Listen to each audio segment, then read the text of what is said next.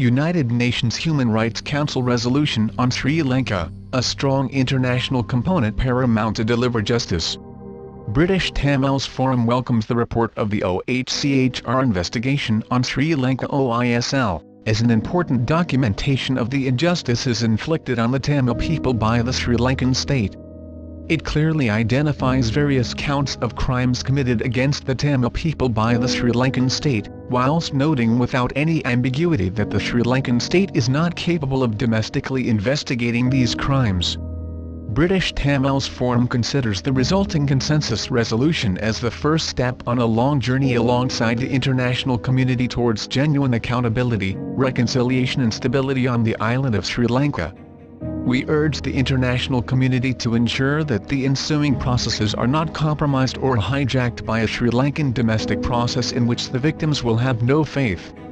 Consultation with victims, their representatives and civil society organizations is paramount in the design, implementation and monitoring stages of the process formulation.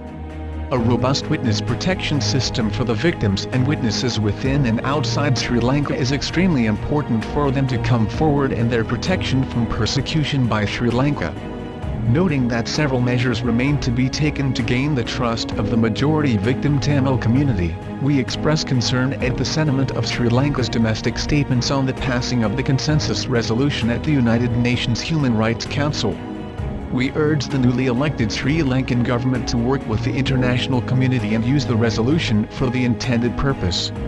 The implementation of the High Commissioner's recommendations and delivering long-term stability on the island through a political settlement that respects the democratic wish of the Tamil people for self-rule. Any credible justice process, as stated by the High Commissioner, must have strong international involvement.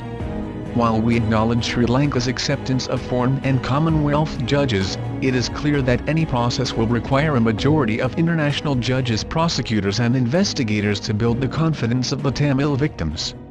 Though the passing of a consensus resolution at the United Nations Human Rights Council marks the first step towards justice and reconciliation, it must be noted that the ground realities for the victims in the Northeast are yet to change.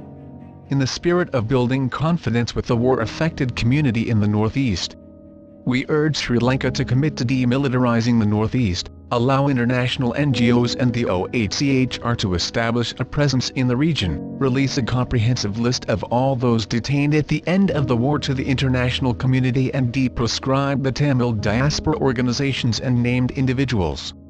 BTF has been heavily involved in contributing to the process that has brought Sri Lanka to this new juncture. We remain committed to engaging with all stakeholders to ensure that the Tamil people inside and outside of Sri Lanka see a future of justice, reconciliation and a political settlement that meets their aspirations whilst bringing stability to the island of Sri Lanka.